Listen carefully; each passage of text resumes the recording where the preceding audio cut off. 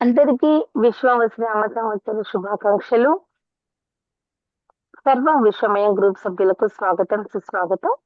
ముందుగా మనందరికీ గురువు గారైన బ్రహ్మశ్రీ పత్రిజీ గారు, అమ్మ స్వర్ణమాలాంబ కృతజ్ఞతలతో, సతీ సమేత సప్తఋషుల అనుగ్రహంతో మరియు ఆది శంకరాచార్యులు గారి అనుగ్రహంతో, అవతార్ బాబాజీ గారి అనుగ్రహంతో, శైలేష్ మాస్టర్ ఆశీస్సులతో ఈ రోజు మనం సర్వం విశ్వమయం గ్రూప్ ని స్టార్ట్ చేద్దాం.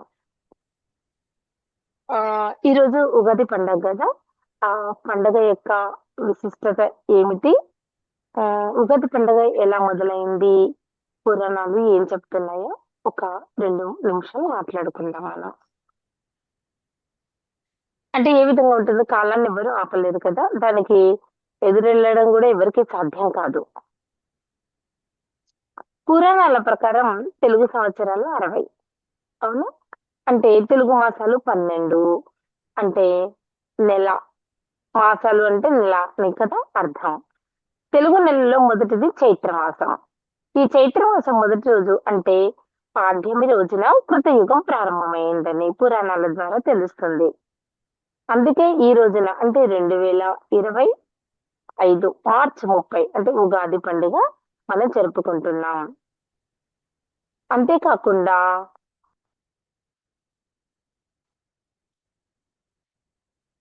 ఒక్కో ఏడాది వచ్చే ఉగాదిని ఒక్కో పేరుతో పిలుస్తూ ఉంటారు. అవునా? అంటే చూడండి, ఆ సంవత్సరం పేరుతో ఉగాది పండుగగా మారింది. ఈ ఏడాది అంటే ఈ రోజు, ఈ రోజు అవును, మార్చ్ 30వ తారీఖు. విశ్వవసునామ సంవత్సరం.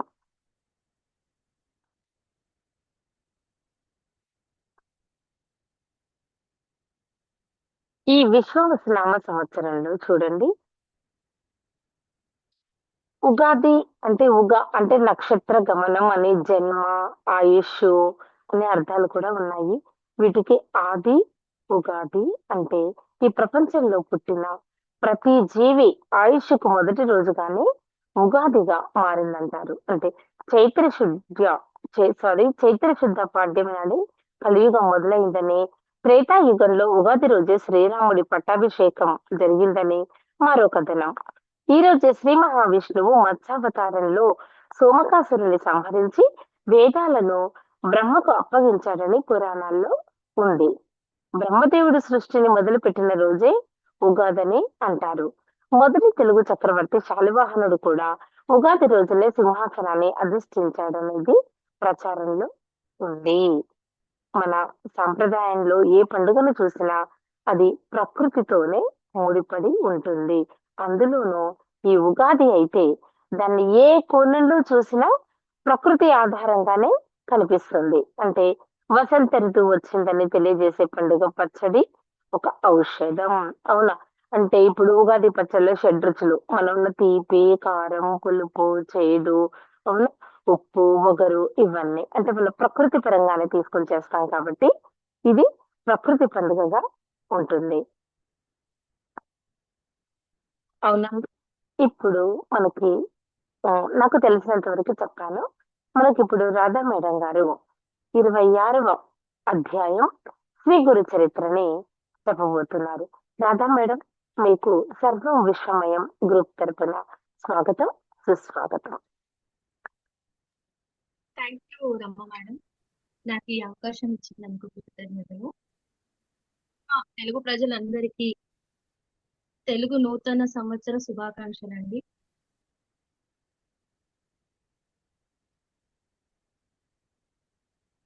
మనము శ్రీగురు చరిత్ర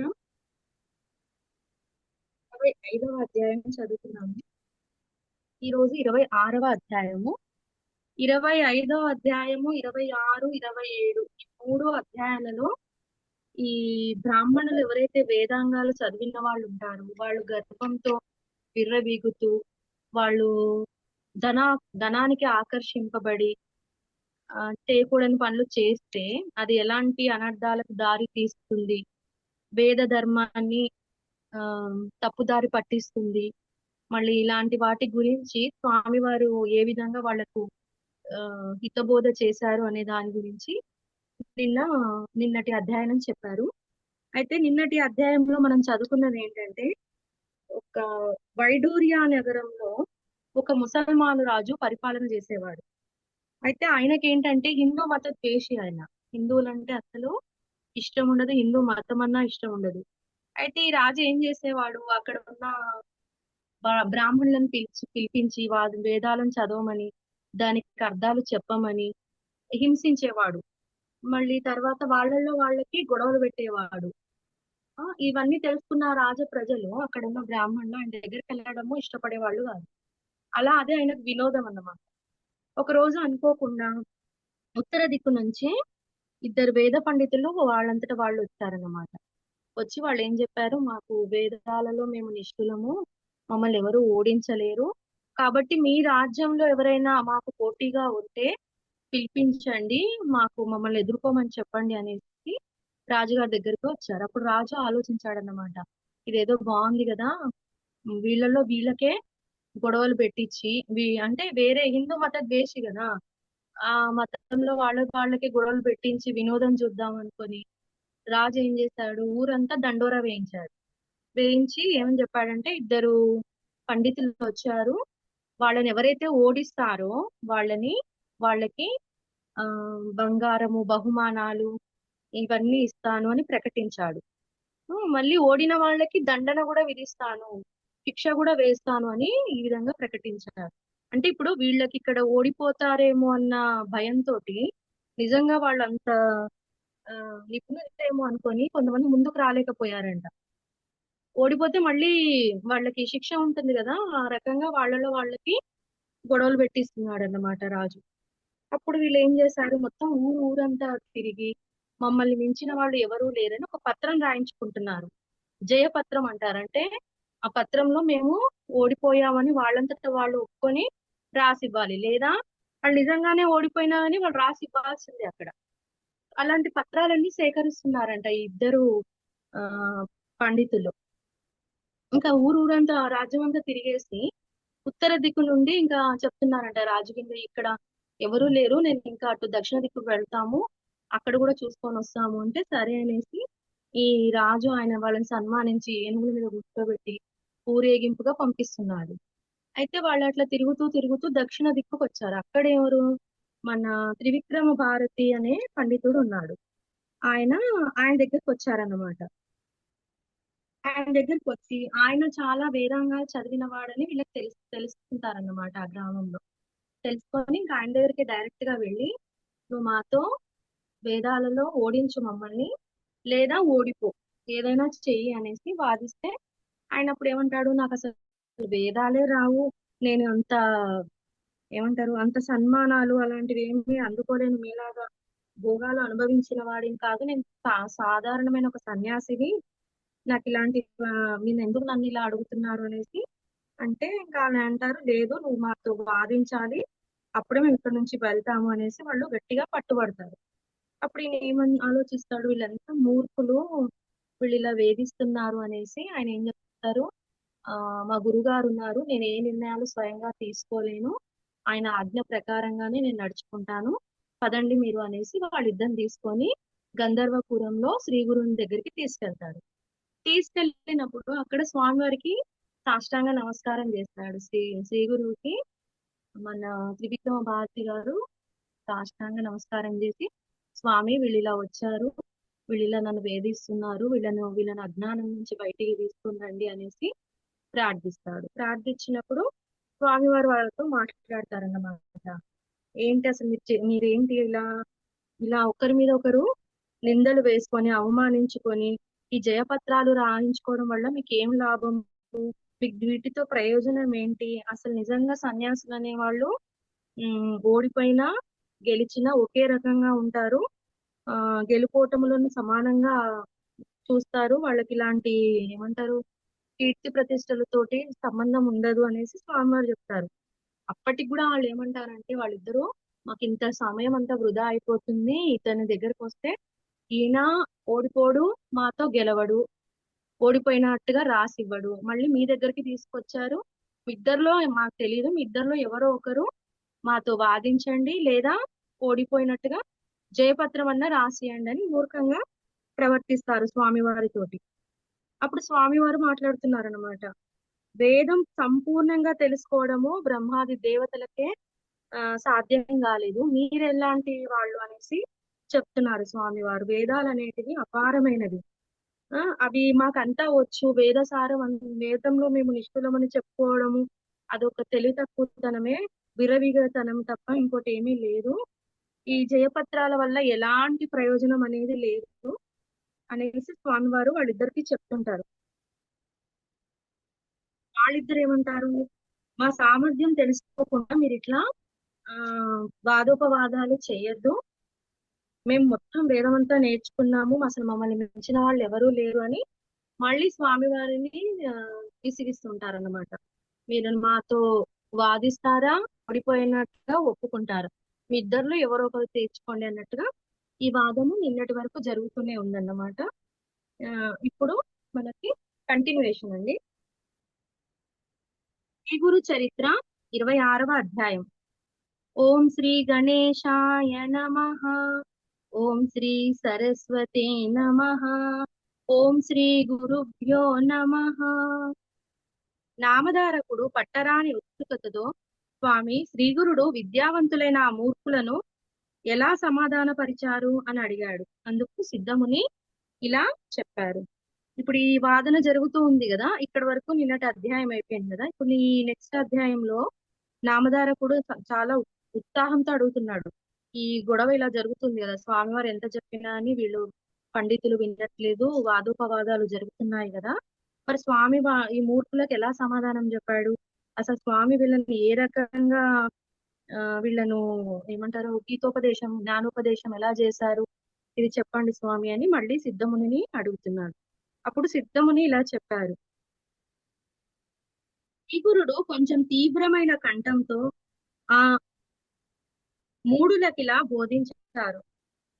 నాయనలారా, మీరు ఈ విధంగా మాట్లాడడము దుస్సాహసమే అవుతుంది. ఎవరైనా వేద విధులను అనుకోవడము దురంకారమే. ఏం చెప్తున్నారంట స్వామివారు, ఆలోచించారంట. ఇంకా ఎంత చెప్తున్నా ఇంకా వీళ్ళకి లాభం లేదని తీవ్రంగా స్వామివారు ఆలోచించి ఆ మూర్ఖులైన బ్రాహ్మణులతో ఇలా మాట్లాడుతున్నారంట. మీరు అసలు వేదాలను మేము అభ్యసించాము, మమ్మల్ని వేదాలలో మించిన వారే లేరు అని చెప్పుకోవడం మీ మూర్ఖత్వము, అది మీ దురంకారమే అనేసి చెప్తున్నారంట. ఇంకా స్వామివారు చెప్పడం స్టార్ట్ చేశారు. వేదాల లక్ష్యము పరమార్థమే గాని ధనము, కీర్తి, అహంకారము కావు. సమదర్శనమే పండిత లక్షణము. నిజానికి వేదాలను సంపూర్ణంగా తెలుసుకున్న వారెవరూ లేరు. వేదము ఆద్యంతరహితము, అపారము.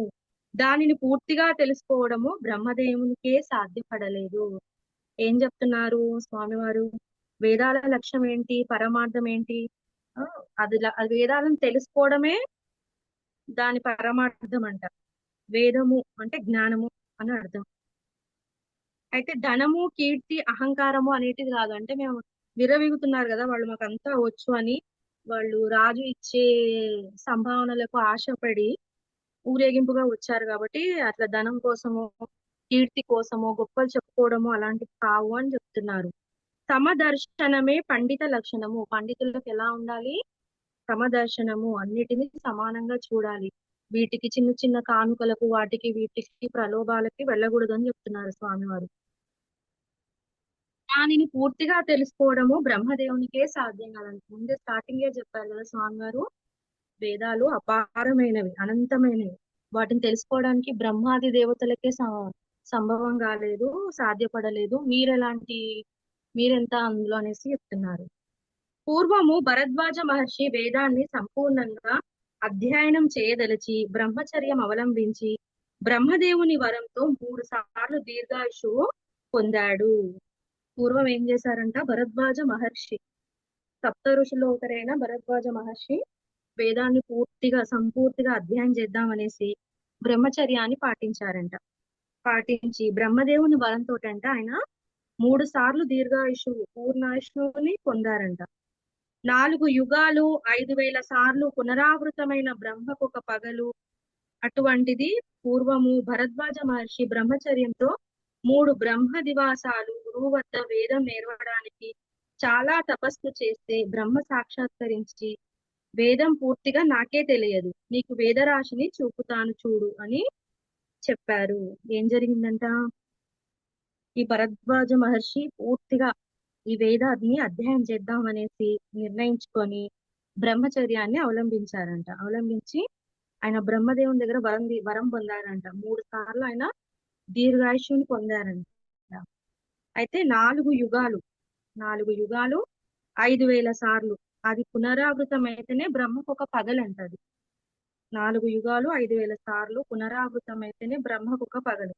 అటువంటిది పూర్వం భరద్వాజ మహర్షి బ్రహ్మచర్యంతో 3 బ్రహ్మ దివాసాలు గురువు వద్ద వేదం నేర్వడానికి చాలా తపస్సు చేస్తే, అంటే ఇన్ని సార్లు ఆయన బ్రహ్మచర్యం తోటి బ్రహ్మదేవుణ్ణి ప్రసన్నం చేసుకొని తపస్సు చేస్తూ చేస్తూ ఉంటే బ్రహ్మదేవుడు ప్రత్యక్షమయ్యారంట. 4 యుగాలు 5,000 సార్లు అది రిపీట్ అయ్యేసరికి అది బ్రహ్మదేవునికి ఒక్క పగలేనంట. అలా స్వామివారు ప్రత్యక్షమై ఏం చెప్పారంట? వేదం పూర్తిగా అసలు నాకే తెలియదు అని చెప్తున్నారంట బ్రహ్మదేవుడు. అసలు నాకే వేదం అనేది పూర్తిగా తెలియదు, నీకు వేద రాశిని చూపిస్తాను పద అన్నారంట. వేదం అనేది ఒక రాశిలాగా ఉంటుంది, దాన్ని చూపిస్తాను నీకు పద అని చెప్తున్నారంట. చూడు అని చెప్పి కోటి సూర్యుల కాంతితో వెలిగిపోతున్న మేరు పర్వతాల లాంటి అపారమైన వేదరాశులను చూశాడు. పర్వతం ఎలా ఉంటదండి?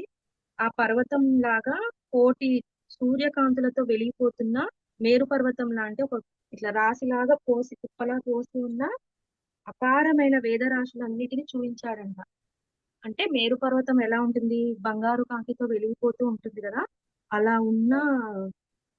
ఉన్న ఏమంటారు ఇది, వేదాన్ని చూపించాడంట, వేద రాశులను చూపించాడంట. భరద్వాజుడు అది చూసి భయపడ్డాడు. అంత పెద్ద మేరు పర్వతం అంత ఉందంట వేదం అనేది. అది రాసులుగా కుప్పలుగా పోసి ఒక పర్వతం అంత ఉందంట. దాన్ని చూపించారంట. అది చూసి భయపడి, అయ్యా నేను ఇంతకాలం పఠించిన వేదమంతా కలిసి ఇందులో ఒక పిడికడైనా లేదే, వేదమంతా అధ్యయనం చేయడము ఎన్ని కల్పాలకైనా సాధ్యమవుతుందా అని తలచి, నాకు అవసరమైనది మీరే నిర్ణయించి ప్రసాదించండి అన్నాడు.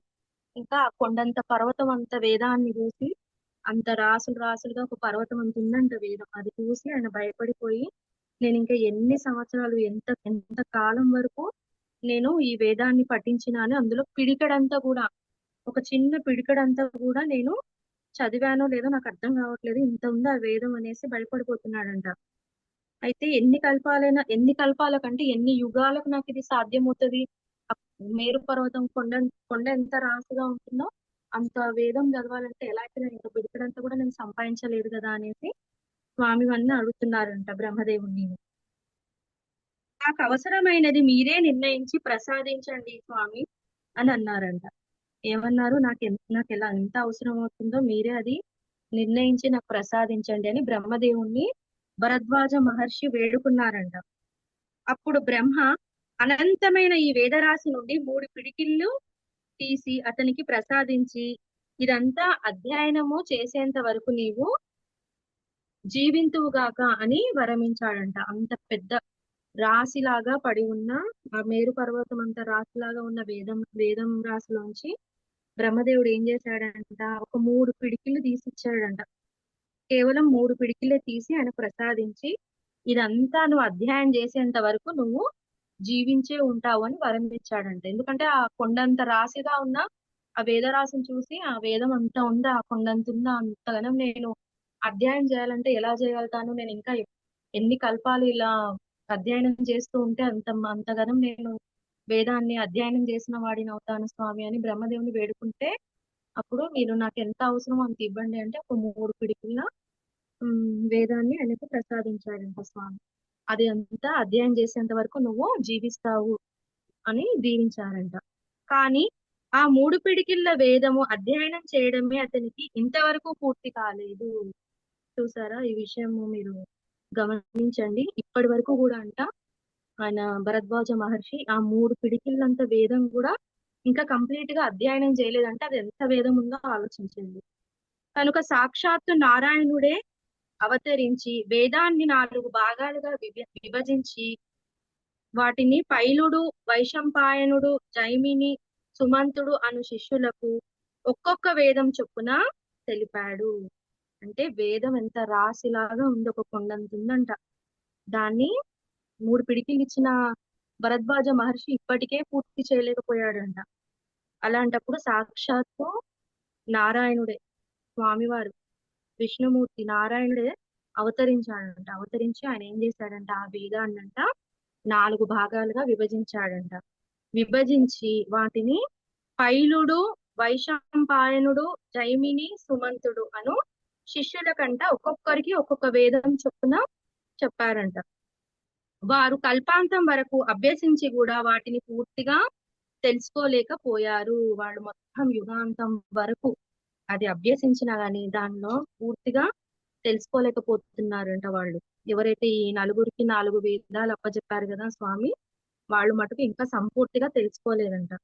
అటువంటప్పుడు అల్పాయుష్కులైన మీరు 4 వేదాలను సంపూర్ణంగా అధ్యయనం చేస్తామనుకోవడము ఎంత తెలివి తక్కువతనము. ఇప్పుడు ఏం చెప్తున్నారు శ్రీ గురుడు, వీళ్ళకి చెప్తున్నారన్నమాట వేదం అంటే ఏంటి, వేదం ఎలా వచ్చింది, మళ్ళీ ఈ వేదాన్ని ఎవరు ఫస్ట్ స్టార్ట్ చేశారు అభ్యసిస్తామనేసి, ఏం జరిగింది, దాన్ని మళ్ళీ 4 భాగాలుగా ఏ విధంగా విభజిస్తారు, విభజించినా అని అది ఇంకా ఎవరెవరికి అది ఎలా ఇన్కంప్లీట్ గా ఉంది, ఇంకా కంప్లీట్ అవ్వలేదు, ఇవన్నీ చెప్తున్నారన్నమాట స్వామివారు. ఎవరికి, ఆ పండితులు ఎవరైతే ఇద్దరు వచ్చి మాకు వేదం మొత్తం తెలుసు అని స్వామివారి ముందు వెళ్ళి నిల్చుంటారు కదా, వాళ్ళకి చెప్తున్నారు బ్రహ్మాది దేవతలకే సాధ్యం కానిది మీరెలా అల్పాయుష్కులైన మీరు ఈ వేదాలను పూర్తిగా చదవమని మీరు ఎలా అనుకుంటున్నారు, ఇంత తెలివి తక్కువతనము అని అంటున్నారు. వేదమంతా నేర్వగలడము ఏ ఒక్కరికి సాధ్యం కాదు, కనుకనే వ్యాసుడు దానిని 4 భాగాలుగా విభజించారు. వేదాన్ని మొత్తము అభ్యాసనం చేయడము, నేర్వగలడము ఏ ఒక్కరికి సాధ్యం కాదు కాబట్టి దీన్ని ఏం చేశారు, వేద వ్యాసుడు 4 భాగాలుగా విభజించారంట. ఋగ్వేదము, యజుర్వేదము, సామవేదము, అధర్వణ వేదం అట్లా 4 భాగాలుగా వేదాన్ని విభజించారు. ఋగ్వేదాన్ని పైలుడనే శిష్యునికి బోధించి దానిని ధ్యానించడానికి దానిని గురించి ఇలా చెప్పాడు. స్టార్టింగ్ స్వామి చెప్పారు కదా, నారాయణుడు అవతరించాక ఒక 4 శిష్యులను ఎన్నుకుంటారు. అందులో పైలుడు, వైశంపాయనుడు, జైమిని, సుమంతుడు ఈ 4 ఉన్నారు కదా. అందులో ఋగ్వేదాన్నంట పైలుడు అనే శిష్యునికి బోధించారంట. దానిని ఎలా ధ్యానించాలి, ఎలా దీన్ని కంటిన్యూషన్ ఎలా ఉంచాలనేది స్వామి చెప్తున్నారంట. ఋగ్వేదానికి ఉపవేదము ఆయుర్వేదము, అంటే దానికి అనుబంధమైన వేదము, దానికి సమానంగా ఉండే వేదం ఏంటి, ఆయుర్వేదం అంట. ఆత్రేయస గోత్రము, గాయత్రి చందము, ఋగ్వేదానికి అధిదేవత బ్రహ్మ.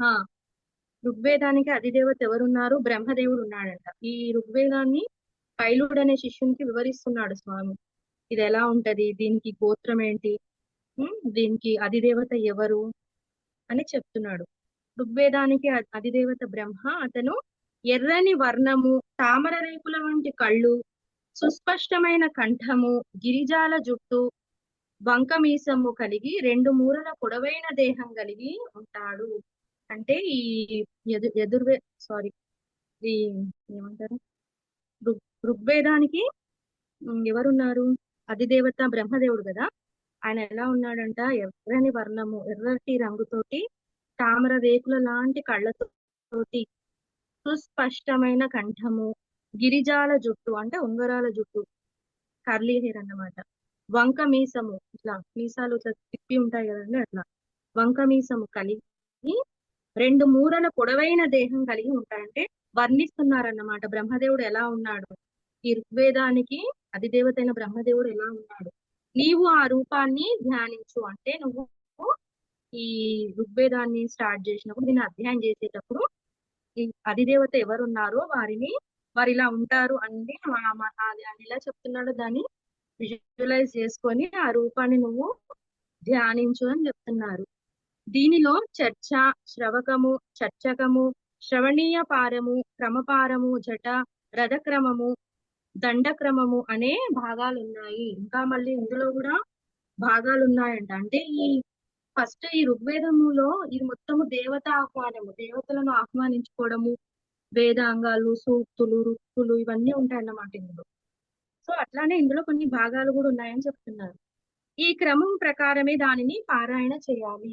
అంటే ఇది ఒక రూల్ ఉంటుందన్నమాట, దీని ప్రకారమే దీనిని పారాయణ చేయాలి. ఈ వేదానికి అశ్వలాయని, సాంఖ్యాయని, శాకల, భాష్కల, మాండుకేయులనే ఐదు శాఖలు ఉన్నాయి. మళ్ళీ వీటికి ఇంకొక 5 శాఖలు ఉన్నాయంట.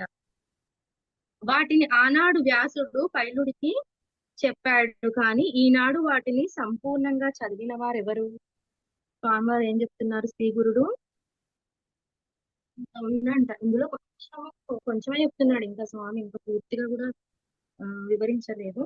ఈ కొంచెంలోనే మళ్ళీ ఇందులో శాఖలు ఉన్నాయి, ఉపశాఖలు ఉన్నాయి, ఆ, ఇంతగానో ఉన్నాయని చెప్తున్నారు. అలాంటిది ఆనాడు వ్యాసుడు ఎవరు చెప్పారంట? పైలునికి, శిష్యునికి చెప్పాడు. ఆయన అంటే ఈనాటి వరకు సంపూర్ణంగా దీన్ని చదివిన వారు ఎవరున్నారో నాకు చెప్పు అడుగుతున్నారు శ్రీ గురుడు. ఈ ఇద్దరు పండితులను అడుగుతున్నారు. తర్వాత వ్యాస మహర్షి తన 2వ శిష్యుడైన వైశంపాయునికి యజుర్వేదము చెప్పి దాని లక్షణాలు ఇలా చెప్పాడు. ఫస్ట్ది ఋగ్వేదం గురించి ఎవరు చెప్పాడు? పైలుడు అనే శిష్యునికి చెప్పాడు. తర్వాత వ్యాస మహర్షి 2వ శిష్యుడు ఎవరు? వైశంపాయనికి యజుర్వేదం గురించి చెప్తున్నాడు. మళ్ళీ దీనిలో ఉన్న లక్షణాలు, దీన్ని ఏ రకంగా అధ్యయనం చేసుకోవాలి, దీనికి అధిదేవత ఎవరో, ఇలాంటివి కూడా వివరిస్తున్నారు. యజుర్వేదానికి ఉపవేదము ధనుర్వేదము, భరద్వాజస గోత్రము, త్రిష్టచ ఛందస్సు, దీనికి రుద్రుడు అధిదేవత. ఫస్ట్ మనం తీసుకున్న ఋగ్వేదానికి ఎవరున్నారు? బ్రహ్మదేవుడు అధిదేవత ఉన్నాడు. ఇప్పుడు యజుర్వేదానికి వచ్చేసరికి రుద్రుడు అధిదేవత ఉన్నాడంట. ఈ రుద్రుడు ఎలా ఉన్నాడు? ఈయన భరద్వాజస గోత్రంలో ఉన్నారు స్వామి. సన్నగా ఉండి చేతిలో కపాలం ధరించి సుమారు 5 మూరల పొడుగున్న తామ్రవర్ణ శరీరము కలిగి ఉంటాడు. ఈ రుద్రుడు ఎలా ఉన్నారంట? సన్నగా ఉన్నారంట, మళ్ళా చేతిలో కపాలం తీసుకొని ఉన్నారంట. కపాలం ధరించి 5 మూరల పొడుగున్నాడు. తామ్రవర్ణము అంటే ఎరుపు రంగులో ఉన్నారంట. దీనికి 85 శాఖలలో ఇప్పుడు 18 మాత్రమే మిగిలి ఉన్నాయంట. ఈ యజుర్వేదానికి 85 శాఖలు ఉండేటివంట. రాను రాను ఎన్ని ఉన్నాయంటే ఇప్పుడు కేవలం 18 మాత్రమే మిగిలి ఉన్నాయని చెప్తున్నారు. యజుర్వేదము యజ్ఞ విధానాన్ని విశేషించి వివరిస్తుంది. యజుర్వేదం దేని గురించి చెప్తుందంట? యజ్ఞము ఎలా చేయాలి, బలి, మళ్ళా దానికి సంతర్పణ, దానము ఏమేమి ఇవ్వాలి, ఇలాంటి యజ్ఞానికి సంబంధించిన దాని గురించి యజుర్వేదం చెప్తుంది అని చెప్తున్నారంట. మంత్ర బ్రాహ్మణ సహిత అనేది దీనికి మూలము. అంటే యజ్ఞం చేసేటప్పుడు మంత్రాలు చదువుతారు కదా, అవి అనేటివి దీనికి మూలం అంట. ప్రతిపదము, అనుపదము, ఛందస్సు, భాష, ధర్మము, మీమాంస, న్యాయము, తర్కము అనేది 8 దీనికి ఉపాంగాలు. మళ్ళీ వీటిలో ఉపాంగాలు కూడా ఉంటాయి, వాటి గురించి కూడా చెప్తున్నారు. శిక్ష, కల్పము, వ్యాకరణము, నిరుక్తము, ఛందస్సు, జ్యోతిష్యము అనే 6 అంగాలు దీనికి ఉన్న యజుర్వేదంలోని ఇవి అంగాలు అన్నమాట. వ్యాకరణము, ఛందస్సు, జ్యోతిష్యము ఇలాంటివి యజుర్వేదానికి సంబంధించినవి అంట. విస్తారమైన ఈ యజుర్వేదాన్ని వైశంపాయనునికి వివరించి చెప్పి వేదవ్యాసుడు 3వ శిష్యుడైన జైమినికి సామవేదం గురించి వివరించాడు. ఇంకోటి ఏంటి? ఇప్పుడు 2 అయిపోయినాయి. ఒకటి ఋగ్వేదము, రెండోది యజుర్వేదము, మూడోది వచ్చేసి ఇప్పుడు సామవేదం. ఈ సామవేదం ఎవరికి? 4 శిష్యులను ఎంచుకుంటారు కదా, నారాయణుడు. ఫస్ట్ శిష్యుడేమో పైలుడు, రెండో ఆయన వైశంపాయనుడు, మూడో ఆయన జైమిని, సుమంతుడు. ఇంకా 2 ఉన్నారు కాబట్టి ఈ జైమినికి సామవేదం అప్పగించారంట వేదవ్యాసుడు. అది ఎలా ఉందో చూద్దాం. దీనికి ఉపవేదము గంధర్వము. దీనికి ఉపవేదం అంటే దీనికి అనుసంధానమైనది ఏంటి? గంధర్వం అంట. దీనికి అధిదేవత విష్ణువు. దీనికి సాక్షాత్తు నారాయణుడే అధిదేవత అంట సామవేదానికి. మధురమైనది ఈ సామవేదం అంట, చాలా మధురంగా ఉంటుందంట. జగతి ఛందస్సు, కాశ్యపస గోత్రము, దీని ధ్యేయమూర్తి మెడలో పూలదండ, మొలకు తెల్లని వస్త్రము, దండము ధరించి 6 మూరల పొడవు కలిగి ఉంటారు. ఆయన శరీర ఛాయ తెలుపు. ఆ ఇప్పుడు ఏం చెప్తున్నాడు? ఇప్పుడు 2 అయిపోయినాయి. ఫస్ట్దేమో మనకి ఋగ్వేదానికి అధిదేవత బ్రహ్మ. రెండోది యజుర్వేదం, యజుర్వేదానికి రుద్రుడు. మూడోది సామవేదం, సామవేదానికి ఎవరు? విష్ణుమూర్తి. ఈయన ఎలా ఉన్నాడో చెప్తున్నాడు. ఈయన మెడలో అంటే ఒక పూలదండ వేసుకొని, తెల్లని వస్త్రాన్ని ధరించి, దండం పట్టుకొని 6 మూరల పొడవు కలిగి ఉన్నాడంట. తెల్లని రంగుతో శరీర ఛాయ తెల్లగా ఉంటుందంట. శమము దమము మొదలైన దైవీ సంపదలు కలిగిన వాడు. శమము దమము అంటే ఆ అంతరేంద్రియాలు బాహ్యేంద్రియాలను నిగ్రహించుకోగల శక్తి గలవాడంట. అలాంటి దైవ సంపదను కలిగిన విష్ణుమూర్తి గురించి చెప్తున్నారు. ఆయన ఈ మన సామవేదానికి అధిదేవత అని చెప్తున్నారు. సామవేదానికి 1000 శాఖలు ఉన్నాయి. ఇంకా చూడండి, ఇప్పుడు ఈ వేదంలోకి సంబంధించి ఏమంటారు శాఖలు, మళ్ళీ ఆ శాఖానికి ఉపశాఖలు, ఇలా ఎన్నెన్ని ఉన్నాయో చూడండి. ఇద్దరు పండితులు వచ్చి మాకు మొత్తం అంతా తెలుసు అన్నప్పుడు స్వామివారు వీటి గురించి ఒక్కొక్క దాని గురించి చిన్నగా చెప్తున్నారు. ఇంకా బ్రీఫ్ గా కాదు, జస్ట్ మెయిన్ పాయింట్స్ లాగా చెప్తున్నారు. ఇంకా దానిలో డెప్త్ లో పోతే ఇంకా చాలా ఉంటుంది. కాబట్టి అసలు అంత పూర్తిగా ఇప్పటి ఎవరు అసలు చదవలేరు. ఇవి ఇలా ఉన్నాయని వివరిస్తున్నారు స్వామివారు. సామవేదానికి 1000 శాఖలు ఉన్నాయి. ఇట్టి సామవేదాన్ని పూర్తిగా పఠించిన వారెవ్వరూ లేరు. చూసారా, ప్రతి దాంట్లో చెప్తున్నారు ఎందులో ఏమేమి ఉన్నాయి. దాన్ని పూర్తిగా చదివిన వాళ్ళు ఇప్పటి వరకు ఎవరు లేరంట. దీంతో సామవేదం అయిపోయింది. ఇప్పుడు వ్యాస మహర్షి సుమంతుడనే శిష్యునికి అధర్వణ వేదం చెప్పి దీనిని అస్త్రరూపము ఉపవేదము. ఇప్పుడు ఇంకా లాస్ట్ వచ్చేసరికి అధర్వణ వేదం అండి. ఇది 4వ వేదము. దీనికి ఎవరు శిష్యుడు అంటే సుమంతుడు అనే శిష్యునికి వ్యాస మహర్షి దీన్ని అప్పచెప్పారు. దీనికి ఉపవేదం ఏంటి? అస్త్రరూపము. గోత్రము బైజానకము. ఇంద్రుడు అధిదేవత.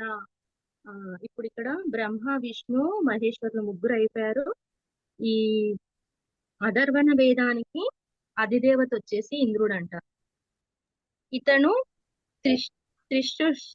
త్రిశుష్ట ఛందస్సు, అధర్వణ వేద పురుషుడు, తీక్షణమైన ఆకారము, నల్లని వర్ణము గల కామరూపుడు, ఏకపత్ని వ్రతుడు 7 మూరల పొడవు. ఈ వేదానికి 9 శాఖలు 5 కల్పాలు ఉన్నాయి. ఇంకా ఇప్పుడు అధర్వణ వేదంకి వచ్చేసరికి దీని అధిదేవత ఎవరు? ఇంద్రుడు అని చెప్పారు. ఇప్పుడు ఇంద్రుడు ఎలా ఉన్నారో చెప్తున్నాడు. ఆయన నల్లని వర్ణంతో ఉన్నాడంట, నల్లగా ఉన్నాడంట, కామరూపుడంట, మళ్ళా ఏకపత్ని వ్రతుడే, 7 మూరల పొడవు ఉన్నాడంట. ఈ అధర్వణ వేదానికి 9 శాఖలు ఉన్నాయంట. మళ్ళీ అందులో 5 కల్పాలు ఉన్నాయి.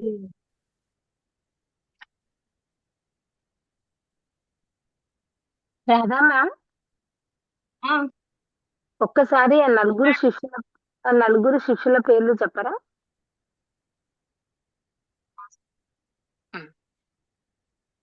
ఆ నలుగురు శిష్యుల పేర్లు ఒక్కసారి గుర్తు. నాకు వినిపించట్లేదు మ్యామ్, కొంచెం గట్టి. మొదటి శిష్యుడు పైలుడు.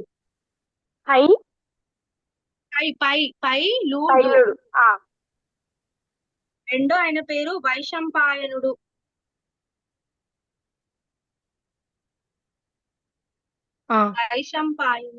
మూడో అతను జైమిని. 4వ అతను సుమంతుడు. మరి ఈ ఋగ్వేదానికి ఆది దేవుడు బ్రహ్మదేవుడే కదా. యజుర్వేదానికి రుద్రుడు. సామవేదానికి విష్ణువే, నారాయణుడు. 4వ వేదం వచ్చేసి అధర్వణ వేదానికి ఇంద్రుడు. Thank you ma'am. ఇంద్రుడు ఎలా ఉంటాడు? నల్లని పత్ని వ్రతుడుగా 7 మూరల పొడవుతోటి. అంటే వీళ్ళని ఎందుకు వర్ణిస్తున్నారంటే ఈ వీళ్ళను ధ్యానించేటప్పుడు ఆ శిష్యులకు చెప్తున్నారు స్వామి.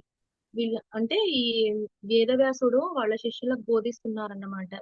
ఈ అధ్యయనాలు, ఈ ఋగ్వేదం గాని యజుర్వేదం అంటే ఏ వేదాన్ని మీరు అభ్యసిస్తున్నారో ఆ ఆ వేదానికి సంబంధించిన అధిదేవతను మీరు మనసులో ధ్యానించుకోండి. అంటే వాళ్ళు ఇలా ఉంటారు అనేది ఒకటి మనం మనసులో ఊహించుకోవాలి, విజువలైజింగ్ చేసుకొని మీరు ధ్యానిస్తూ వీటిని అధ్యయనం చేయండి అని చెప్తున్నారు అన్నమాట. వీళ్ళ ఆకారాలు, వీళ్ళు ఎలా ఉంటారు, మళ్ళీ మళ్ళీ ఇందులో ఎన్ని శాఖలు ఉంటాయి ఏంటి, అది మనకు తెలిసి ఉండాలనేసి వాళ్ళ గురువు వాళ్ళకి చెప్తున్నారు అన్నమాట.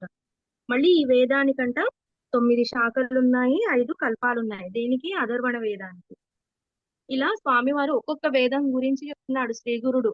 ఎవరైతే బ్రాహ్మణులు మాకు మొత్తం వేదం అంతా తెలుసు, మేము మొత్తం దాని సారమంతా గ్రహించాము, మమ్మల్ని మించిన వారు లేరు అంటే, స్వామివారు ఒక్కొక్క వేదం గురించి అందులో ఏమేమి ఉంది, బ్రహ్మాది దేవతలే ఇంకా దాన్ని తెలుసుకోలేకపోయారు, మీరెంత అని చిన్నగా వాళ్ళకి చెప్పడం స్టార్ట్ చేశారు. పూర్వం అన్ని వేదాలను సాంగోపసాంగంగా నేర్వగల యోగ్యత గల వర్ణాశ్రమాచార నిరతులెందరో భరత భూమిలో ఉండేవారు కనుకనే వేదాలన్నీ నిలువగలిగాయి. ఈ కలియుగంలో బ్రాహ్మణులు కర్మభ్రష్టులు అవుతున్నారు గనక ఈ మంత్రాలలో శక్తి లోపిస్తుంది. ఏం చెప్తున్నాడు స్వామి? పూర్వమంట ఈ వేదాంగాలను నేర్చగలిగేంతటి సమర్థులు ఉన్నారంట. అందుకనే ఇవి అప్పుడు ఆ భూమి, భారత భూమిలో అంత పవిత్రంగా ఉండేటివి. అప్పుడే అందుకనే ఆ వేదాలు కూడా ఉండగలిగాయి అని చెప్తున్నారు. కానీ ఈ కలియుగం వచ్చేసరికి ఈ బ్రాహ్మణులంతా కర్మ వల్ల వాళ్ళు భ్రష్టులు అవుతున్నారు. వాళ్ళ కర్మలను అనుభవిస్తూ సరిగ్గా దీన్ని ఆ, ఏమంటారు, అభ్యాసం చేయలేకపోతున్నారు.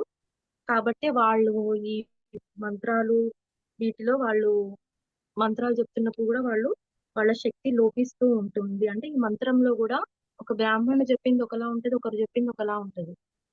సో వాళ్ళు ఎంత అధ్యయనం చేశారు, వాళ్ళు ఎంత కర్మకు విధేయులై ఉన్నారు, వాళ్ళు ఎలాంటి ధనాపేక్ష లేకుండా ఫిట్గా ఎలా ఉంటారు. కొంచెం మనం గుర్తుపడతాం కదా, ఆయన చెప్తే ఎంత బాగుంటది, వీళ్ళు చెప్తే అసలు అర్థం కావట్లేదు అంటే ఒక్కొక్కరి వాళ్ళు చేసిన విధానంలోనే వాళ్ళకి మంత్రశక్తి అనేది ఉంటుంది.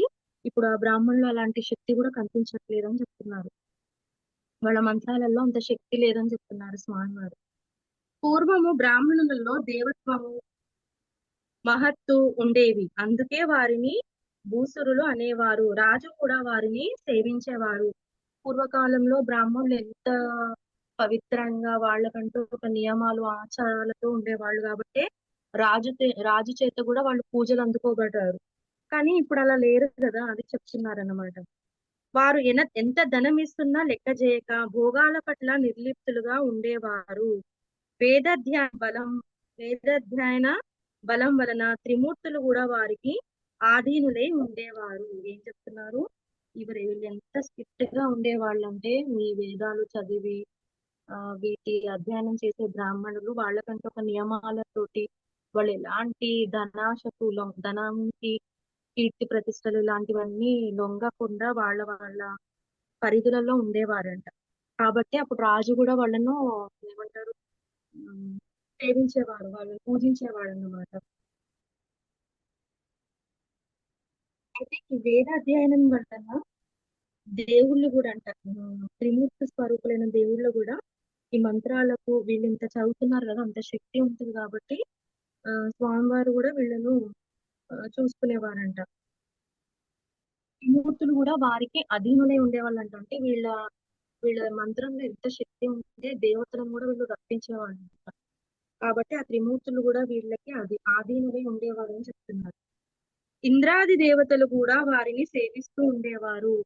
త్రిమూర్తులే వాళ్ళకి ఆధీనులై ఉన్నప్పుడు ఇంకా ఇంద్రాది దేవతలు ఏముంది చెప్పండి. వాళ్ళు కూడా వాళ్ళను, ఈ బ్రాహ్మణులను ఆరాధిస్తూ ఉండేవాళ్ళంట.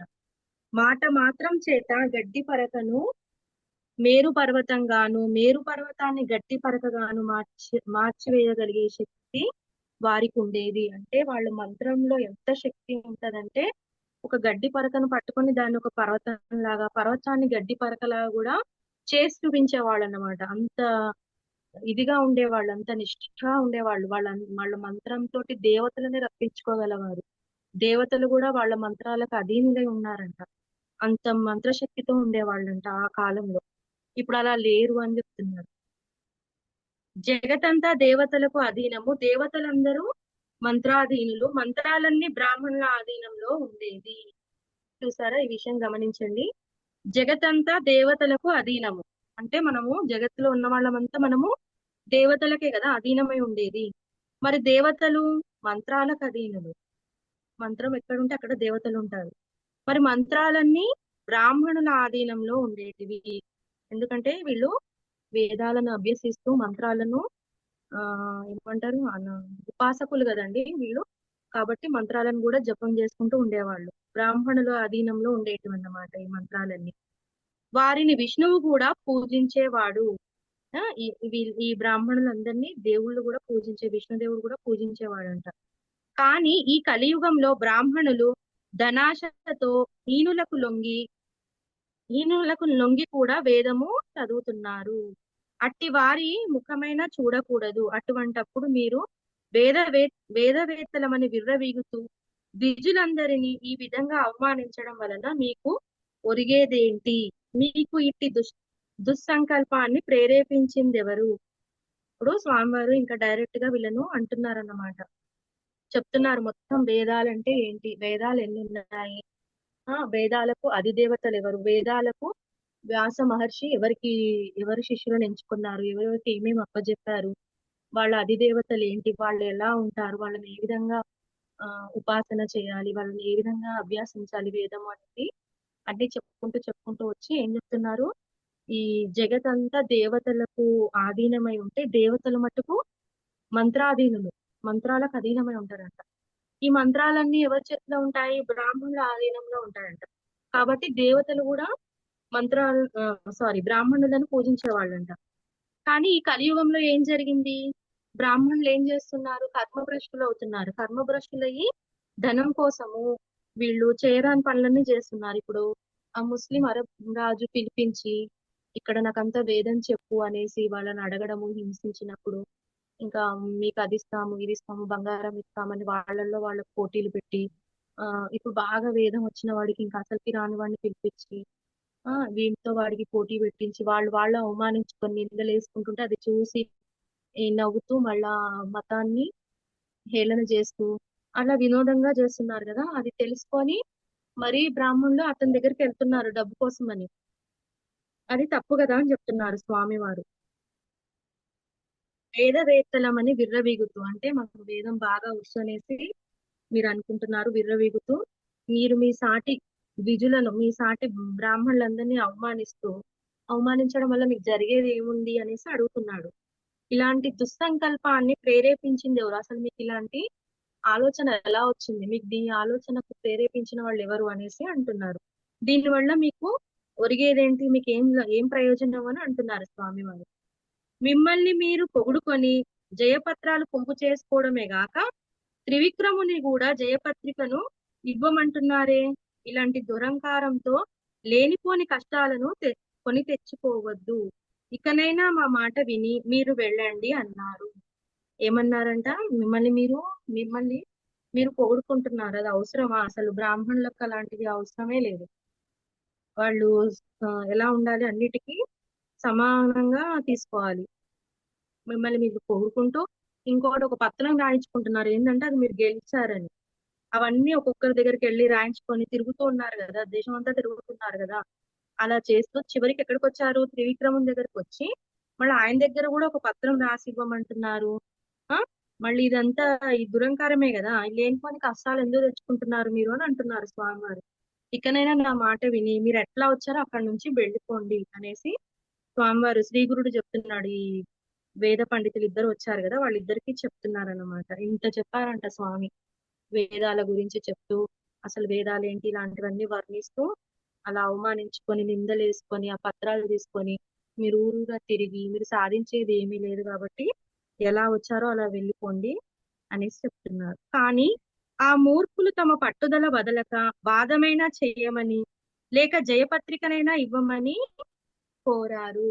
చివరిగా మళ్ళీ అక్కడికే వచ్చారంట. ఇంత చెప్పినా కూడా వినకుండా, స్వామి ఇంత వివరించి చెప్పినా కానీ వాళ్ళు పట్టించుకోకుండా ఇంకా వాళ్ళకి కావాల్సింది ఏంటి, ఒక జయపత్రం రాయించుకొని వెళ్ళాలి, త్రివిక్రముణ్ణి ఓడించామని. ఆ లేకపోతే స్వామి శ్రీ గురువు అయినా రాసియాలి, మీరు గాని మీ శిష్యుడు గాని, మీ ఇద్దరిట్లో ఎవరో ఒకరు రాసియాలి మాకు అంతే అన్నట్టుగా మళ్ళీ పట్టుదలతోటి వాదన చేస్తున్నారంట. జయపత్రికం రాసి ఇవ్వండి అనేసి కోరుతున్నారంట. మళ్ళీ ఇక్కడికి మొదటికే వచ్చిందన్నమాట ఈ విషయం. దీంతో ఈ అధ్యయనము సమాప్తం. శ్రీ దత్తాయ గురవే నమః. ఓం శ్రీ శ్రీపాద శ్రీ వల్లభాయ నమః. శ్రీ నృసింహ సరస్వతే నమః. లోకా సమస్తా సుఖినో భవంతు. సర్వే జనా సుఖినో భవంతు. ఓం శాంతి శాంతి శాంతి. జై గురుదత్త. హలో. మేడం. మేడం, ఈరోజు వేదాల గురించి చాలా బాగా వివరించారు మ్యామ్. చాలా బాగుంది వేదాలది. వాళ్ళు బ్రాహ్మణులు మా పేరంతా తెలుసు అంటే అసలు వాళ్ళకి అసలు ఏం తెలుసు అన్నట్టుగా మరి ఒక్కొక్క వేదం గురించి, అధిదేవతల గురించి, మళ్ళీ అందులో శాఖలు, ఉపశాఖలు జస్ట్ మామూలుగానే చెప్పారు. ఇంకా బ్రీఫ్ గా ఉంటే ఇది సరిపోదు ఇంకా మనకి. మ్యామ్, మెడిటేషన్ చేసుకుందామా? ఒక 1/2 అవర్ మెడిటేషన్ చేసుకుందాం.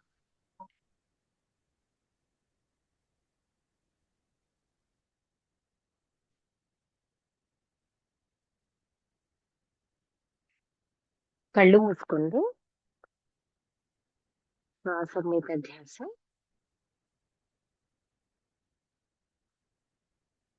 బ్రహ్మశ్రీ పత్రిజీ గారి ఫ్లూట్ మ్యూజిక్ తో మనం మెడిటేషన్ చేసుకుందాము.